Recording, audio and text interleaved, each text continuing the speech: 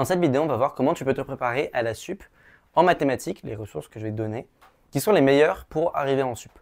Donc déjà, il y a un truc un peu nouveau en sup, enfin en prépa de manière générale, c'est que il faut s'exercer. Il faut avoir pratiqué une certaine technique 1 million de fois pour qu'elle te soit intuitive, pour que le jour où à l'oral on te posera une question, bah, tu l'aies déjà fait 150 fois et tu connaisses, ce soit un réflexe. Donc il faut que tu arrives à acquérir des automatismes. Et c'est compliqué parce qu'en prépa, tu as infiniment plus de nouveaux contenus, de nouvelles techniques à savoir maîtriser qu'au lycée. Au lycée, c'est à peu près 2 mois sur un chapitre. Un mois, on fait des preuves nulles sur les cosinus et les sinus. Vraiment, dis-toi que le chapitre de lycée, s'il était fait en prépa, les 3 années de lycée seraient peut-être fait en 6 mois, 8 mois. Donc le point, c'est que en prépa, ça va aller très vite et faut pas perdre de vue l'important que c'est le truc que c'est vraiment important de faire de la pratique.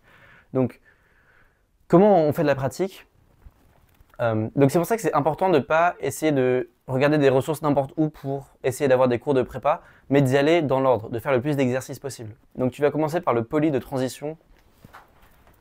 Tu peux regarder en ligne, genre transition,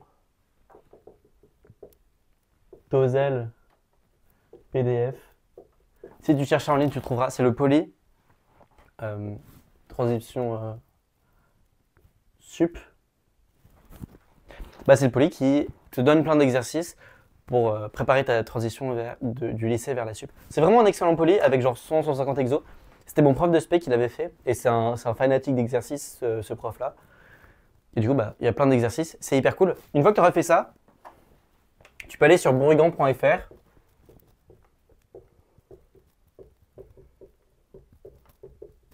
Et tu peux faire les chapitres suivants qui, en gros, sont que des trucs de niveau lycée. Tu as arithmétique. Tu vas sur n'importe quel truc de TD sur bourrigan.fr et tu peux faire arithmétique,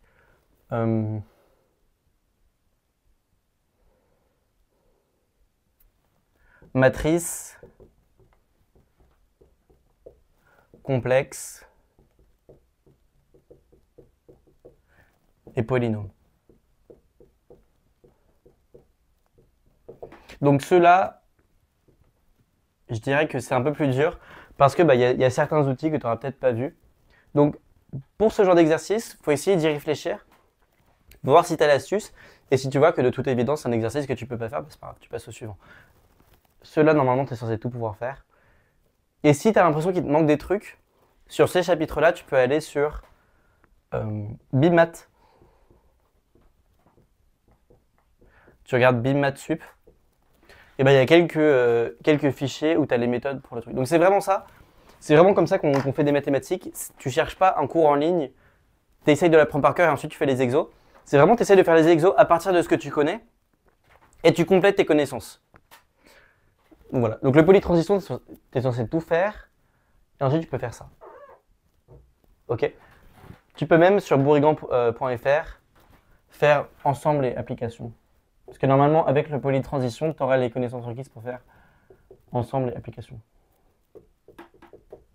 Mais j'ai un Discord, et du coup, si tu veux, tu peux parler à des gens qui sont dans le même cas que toi et leur demander quelles sont les ressources que vous avez prises pendant ces vacances. Parce que en 2 mois, tu peux vraiment faire énormément de mathématiques et prendre énormément d'avance en termes de pratique sur les exos. Donc ça peut valoir le coup de parler à des gens qui sont aussi entre la terminale et la sup, pour que vous puissiez préparer la prépa ensemble et voir quelles ressources sont disponibles. Est-ce que tu as compris ce truc-là? Les polynômes de Lagrange, moi j'ai pas compris. Est-ce que toi tu as compris? Voilà, pour essayer de se préparer un peu à la sup. Et j'insiste sur le fait que la pratique c'est le plus important. Les connaissances, si tu vas sur BIMAT et que tu essayes d'accumuler les connaissances, c'est bien, mais dis-toi que ton prof il va passer en 1 semaine des trucs qui t'auront pris probablement plusieurs semaines à comprendre.